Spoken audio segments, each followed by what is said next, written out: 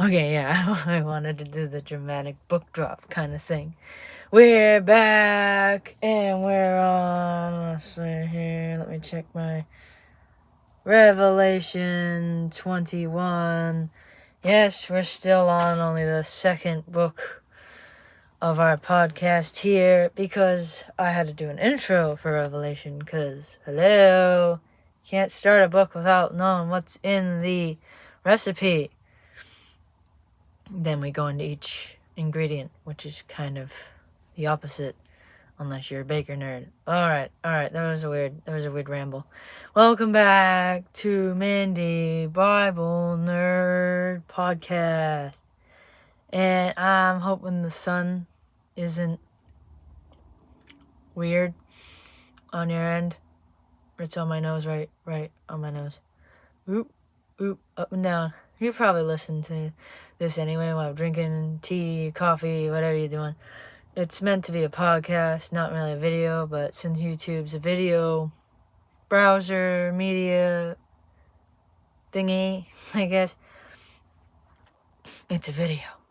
So, the sun might bother me a teensy bit, because it's on my notes, teensy schmeetsy bit, and I have a visual impairment, so I can be a little light sensitive. Does this bother you?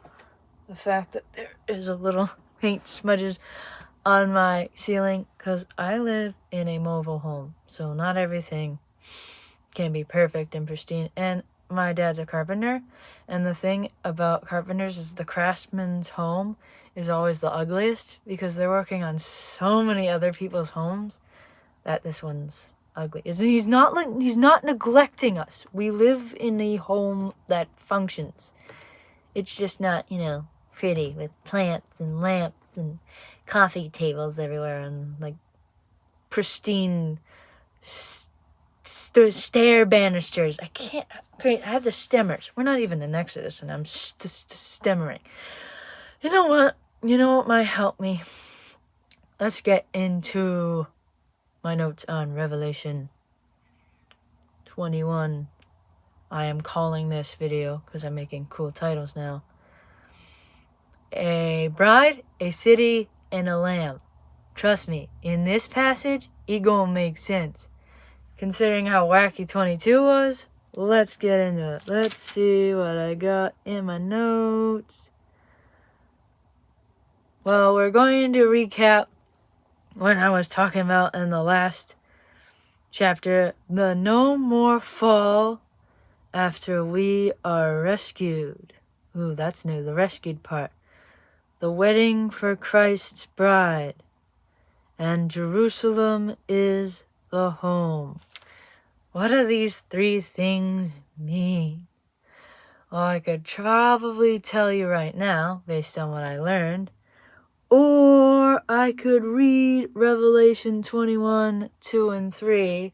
So what I discovered is last time when I watched this back, because I watched my videos after to see what I thought, how I did, is I read scripture, but I didn't read a lot of it. So I have 3 points and then a passage. And my Bible is getting a little folded while I find the verse, so stop. No, your precious pages are not supposed to be damaged. I'm a nerd. It's like a comic book nerd. Don't mess with the vintageness. Alright, 2 through 3. John saw the holy city, New Jerusalem, coming down from heaven, for God, prepared as a bride adorned for her husband. And he heard a loud voice from the heaven saying, Behold, the tabernacle of God is with man, and he will dwell with them, and they will be his people, and God himself will be with them, and shall be his people, and be their God. And it should say forever, but it says forever eventually. So once in a while, I'm going to floppity flop my Bible open, because we need Bible verses to get what's going on here. We are like a better version of like Shrek, Rapunzel, Hercules and Meg, and all of these fairy tales with the girl gets saved. We're like right at the end times. We're like every fairy tale. Dump all the bad stuff and creepy pagan stuff about these, but like on this heavenly plane that we can't even explain. We are basically the princess. The church is a princess getting rescued by a prince, but we're an evil princess that didn't like the prince at first, but we didn't know the prince because we ate a forbidden food. I don't know. I know this metaphor is not making sense, because fairy tales, they do portray a righteous, sinless guy rescuing a flawed and or beautiful princess, but they're surfacey. They don't get to the gist of what life's really about. So that's basically what I'm saying. Oh, I don't say a lot. Sorry. I said dang it. Okay. Jesus is the righteous prince, the ultimate righteous prince. No other Eric, Hercules, Shrek, but definitely not Shrek.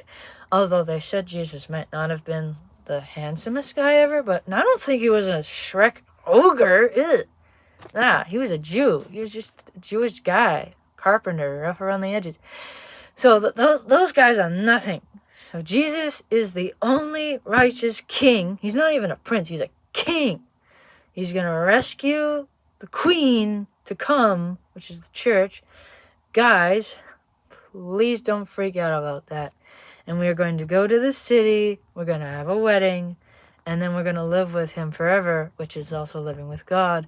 And basically, Jerusalem is better than any home we've ever lived in. Ever. Instead of just having a mansion, a house, a trailer, a shack, it's a whole city. I'm going to tell you the details about the city right now. Alright, what we got after Revelation 21, 2 through 3? The sin problem is kaput, no more. There's no more sickness, no more blindness, no more deafness, muteness, lameness, pain, hunger, death. Death's a biggie. No more death. He made death have a bad name. I did kind of a parody of a certain song to Jesus making death a bad name. None of it. Muteness is like not being able to talk. Some people, they have like a learning disability or a brain disorder where they can't talk, and it's sad, because when they get to heaven, they'll be able to talk, and their parents won't be able to hear their voice until they go to heaven. So all the things that aren't fair or sad or even like seemingly stupid, gone. Jesus crushes them all. I mean, he crushed death, which is the most important one, because if not for him, we'd all just die and like get tortured or like cease to exist. I don't know, one of those. Probably the lake of fire would be for everyone. But he destroys death. Like, how do you kill death? The only one who killed death was Jesus. And there's no more sin, and that's kaput. And let's see. I'm going to read 4 through 6, and we're going to talk more about the New Jerusalem right now. Okay, and we left off about him dwelling with us. Here we go. And there shall be no more death, nor sorrow, nor crying. There shall be no more pain, for the former things have passed away. Then when he sat on the throne, he said, Behold, I make all things new. And he said to me, Write these down, for these words are faithful and true. And he said to me, It is done. I am the Alpha and the Omega, the beginning in the end. 22 reference. I will give of the fountain of the waters of life freely to who thirsts. So, we know there's water because we talked about the crystal river. And there's other crystal things. The gold streets are like gold, but transparent gold, but not transparent, even though I don't even think we know what transparent is. Like, these glasses are transparent, but I don't think that's transparent. Although maybe it's like transparent, like when someone's personality is transparent. It's so pure, it's transparent. I think that's what it means. So we know that. So there'll be no more crying. All the bad things will be passed away. Literally everything good in this world. Like, not a light. There won't be lights because God will be giving the light. Furniture. Furniture's good, I guess. It provides a place to settle. Places for things. Inspirational words, all the writings that praised God, scents, like maybe even candles, flowers, fragrances, food. I don't know if we're like vegetarian and we go back to where it was before. I don't know. The sky, the clouds, the birds, everything good on heavenly steroids. Should I say steroids? I don't think I should say steroids, because steroids aren't good. Everything good on, like, pure sugar, but better than sugar. I don't know. A heavenly mineral that is like sugar, but we haven't tasted it yet. Alright, I'm going to get to the next section of notes I have here, because I don't want to talk about steroids, because it's an expression that people use, but I got to be careful. Alright, we are here. Absent from the body, present with the Lord. 2 Corinthians 5. I talked about the end of sorrows. Relationships in life will be deeper than they ever were before. And this is Revelation 21:7. Let me read it. Maybe I should have my Bible open just like this. Yeah, because I waste time flipping it. I'm still establishing a structure to where I have my notes and my Bible in this. He who overcomes shall inherit all things, and I will be his God, and he shall be my son. Don't worry, ladies. It's just biblical man language. And in ancient times, the man was responsible for the salvation of all the women in the family. So it's like he is the representation of humanity. Mankind, humanity. It all has man in it, but it also means women too. That's why most NIV translations, ESV, say brothers and sisters. It used to just be brothers because it was a neutral Greek word. Most of the time when you say man in these kind of scriptures, it's the neutral, it's not feminine or masculine. It's a neutral Greek word for mankind. Just a side note here. All right, let's see what's next on my cool things. This is not the end. This isn't all there is. Let's get to the Jerusalem stuff. A crystal cube gold city 1,500 miles cubed. What's cubed for people who forgot their elementary, middle school, three-dimensional geometric math? 1,500 feet high, way taller than the Burj Khalifa, which is only like 2 miles. 1,500, not feet, miles. Way taller than the Burj Khalifa. 1,500 feet.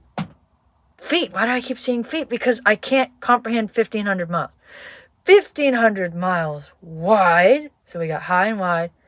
And 1,500 miles down, like forward.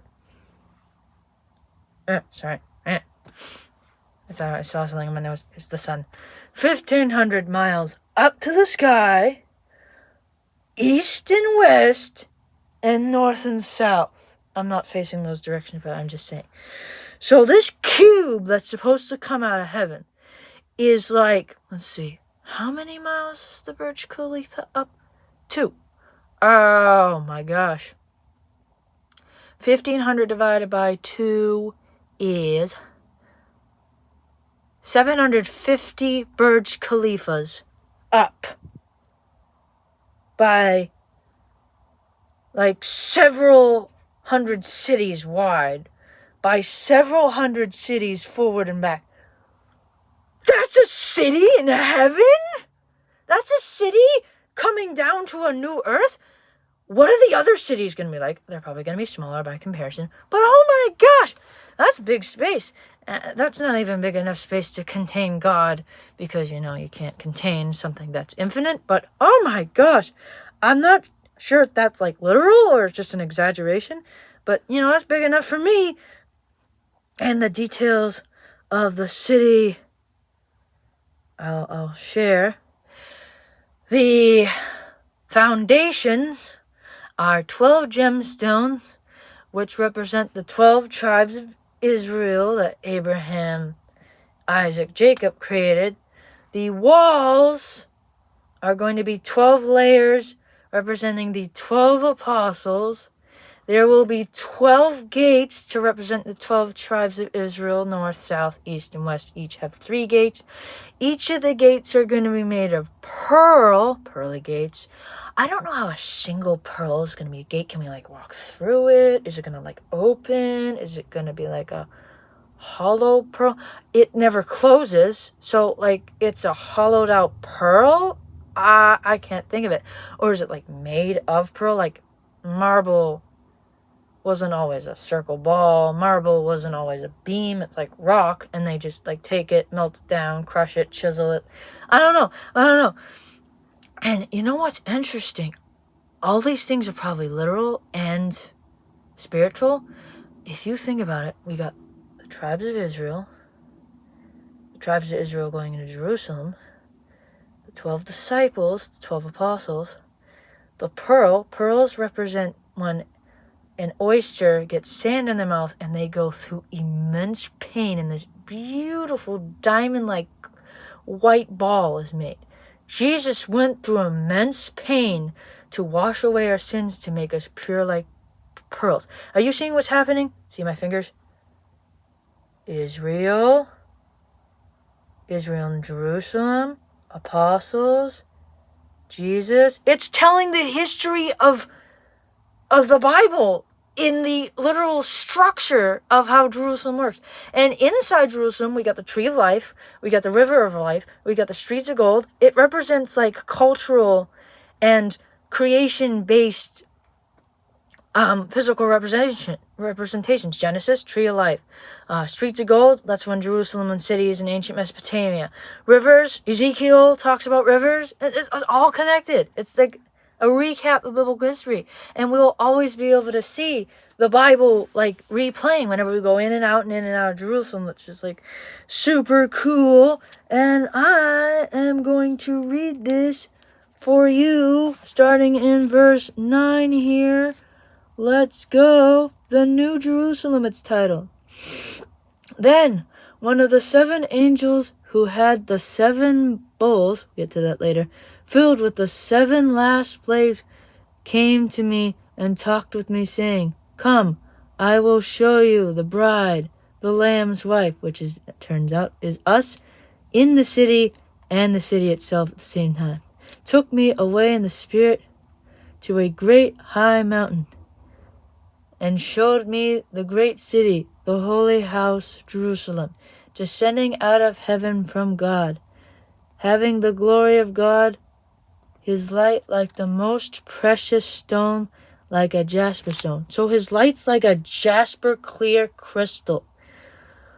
Also she had a great and high wall with 12 gates, and 12 angels at the gates. So there'll be 12 angels guarding the gates, and the names written on them, which are the names of the 12 tribes of Israel, children of Israel. 3 gates to the east, 3 gates to the north, 3 gates to the south, and 3 gates to the west. Now the wall of the city had 12 foundations, and on them were the names of the 12 apostles, Matthias instead of Judas, of the Lamb. And he who talked with me had a gold reed to measure out its gates and its wall. The city is laid out as a square. Its length is as great as its breadth.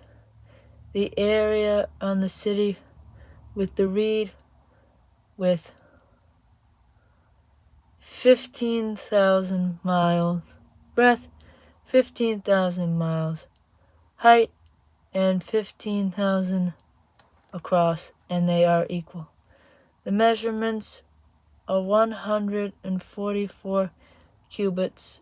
That's for the gates. And the construction wall was jasper, and the city was pure gold, like clear glass. I don't know how something can be golden glass, unless it's like gold-colored glass, or they say glass meaning pure, like, oh yeah, you're clear. I can read you loud and clear, crystal clear. You're like so pure. It's so clear. It's so obvious. All right, let's get down here to more of my interesting symbolisms. I already told you about how it's retelling the history. I told you about the pearl tabernacles, to temple, to us, to new city. Actually, I'm going to take that back. Garden, tents, city, temple. Actually, tabernacle, temple. Then us, then the church, then a city. We go from a garden to a city, a garden to a tabernacle, to a temple, to a church, to a city. We got upgrades. It's like God already knew this and knew these upgrades needed to happen, and he knew all this would happen. Which seems kind of weird. Seems kind of like he set us up, but it kind of needed to happen. Like, I can show you other biblical things that need to happen. Like, Jonah stayed in the fish for 3 days. Jesus stayed in the grave for 3 nights. Had Jonah not been in that fish, it wouldn't have prophesied Jesus being in the grave. They're all connected. We don't understand how they all are connected. And somehow I'm still trying to teach the Bible here, but we don't know how they're all connected, yet they are. It's like God made man in his image, but we're not like God. We're never going to be equal to God, but we're not even remotely like God fully. We ate the fruit and we were to become like God, knowing good and evil. I know it was a sin, but God almost designed us where we had to make the decision to sin, to be like him. I don't know. Could God have done it another way? In our human minds, we think yes, because we never wanted God to ever have us sin and have bad. Why would a good God allow bad? And then why would he allow bad to happen and then bad to happen to him? It's so weird. But unfortunately, for our human minds, the answer is no. God wouldn't have had it happen any other way, because this plan is literally perfect. You keep reading and reading.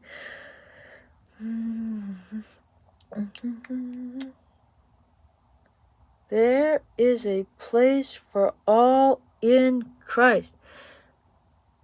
How are you going to fit all the believers in the Old Testament, which God could save by faith prior to Christ, because if Christ is God, he's the same yesterday, today, and always, so salvation could come knowing that there was a promise in the future, like Moses knew about the Abrahamic promise. Abraham did. Noah knew God because of the Noahic covenant. Adam and Eve eventually believed in God because of the whole, and he shall strike his heel, but then he shall crush the serpent's skull. So they all knew, but they just knew it in different ways. Because it seems different to humanity, but it's the same God. How are we going to fit all the people from the Old Testament who believed, all the people from the intertestamental period who believed, all the people from the New Testament who believed, all the people from Revelation who believed? Why did I say it like that? Because we're still in Revelation right now. The Bible's still happening now. How are we going to fit everyone who believes on the planet? You have a city 1,500 miles high, 1,500 miles across, 1,500 miles front and back, and you still think, oh, that's kind of small. No, it's not. It's huge. There are going to be skyscrapers and mansions 1,500 freaking miles in the sky. The Jetsons with their freaking sky circle alien UFO buildings got nothing on the New Jerusalem, okay? All right, let's see. Everything is free. Everything's free. I don't think there's going to be a currency in heaven. Maybe the currency is like service. But then yet at the same time, if you serve God in exchange for what Jerusalem is, no. Everything will be free as it pertains to the result of what we did for God, for His gospel, and our hearts for God down here, and just the presence of God and His provision and His character not up there, up there when we get up there, or if it's up there, and then in the New Jerusalem. That's what everything free is. I said stuff about there's no church. Hell is real lake of fire. All right, towards the end of this, I'm going to read I'm going to read Revelation. I'm going to read Revelation 21:21, one of the last. I'm going to read to the last verse of our passage here. 18, 19. Hold on, I gotta find it. It's like an advent calendar. The number is like right in the middle of the paragraph. These are all the jewels. I don't want to. That's a lot to go into. Can't go into everything in one podcast. Okay. The 12 gates were 12 pearls. An individual gate was 1 pearl, and the streets of the city were pure gold, like transparent glass. So we're going to switch. But I saw no temple, for the Lord Almighty and the Lamb were the temple. The city had no need for a sun or moon to shine, for the glory of God illuminated light, the Lamb and its light. For the nations of those who are saved shall walk in its light and be kings in its light. And let's see, we're almost at the end. I'm going to read this last passage. And the earth bring the glory and honor unto it. The gates shall not shut all by day, or shall be at night, for there shall be no night there. They shall bring the glory and honor of the nations into. But there shall by no means be in it anything that defiles or causes abomination, or a lie, but only those who are written in the Lamb's book of life. No sinner, no sin, no bad thing shall be allowed in the city. I will get into these scriptures in other books later on in this podcast that prove there is a lake of fire. There is a quote place called hell, Hades, whatever it is going to be in the language we speak in heaven. There is a place where good lives, where we will be in Jerusalem, and we will have these all great things. But anything that defiles, is an abomination, or lies, and didn't come to Christ, humans, will be in this lake of fire.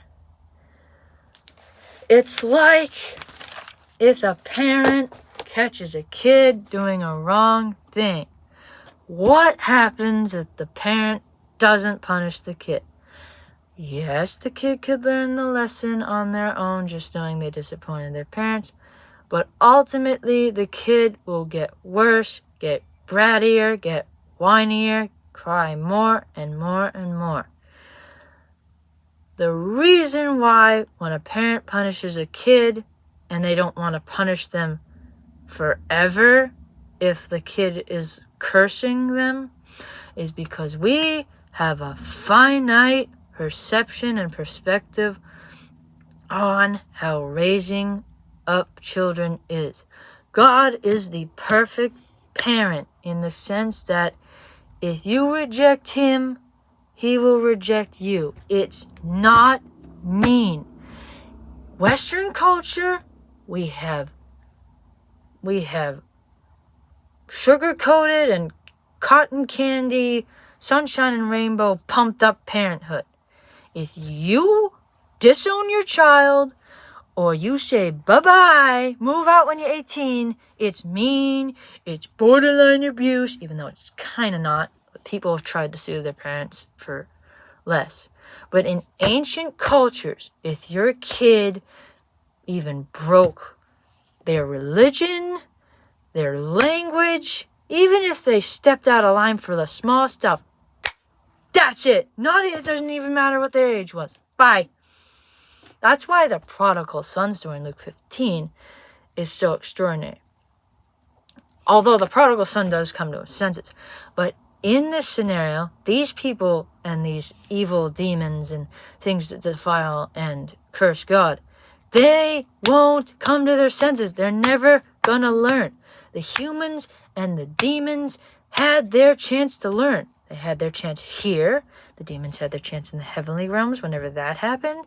They had a chance. God gave us a chance. God gave people in the Old Testament several 100-year lifespans. Like they had 500-year lives. 969 was the highest. We have 100 years and several days and chances from God. It's more than second chances.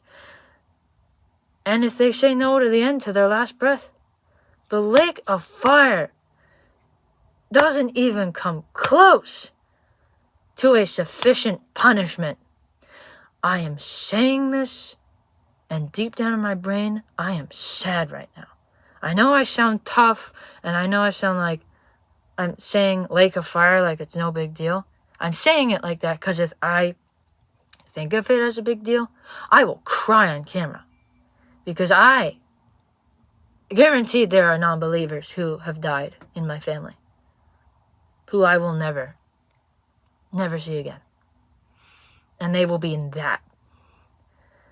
Because God is a perfect parent. He is a perfect leader. Because if God thought the way parents did, in the sense that they want to save their kid and they want to make sure no one burns in the lake of fire, this whole world would be 1 billion times worse.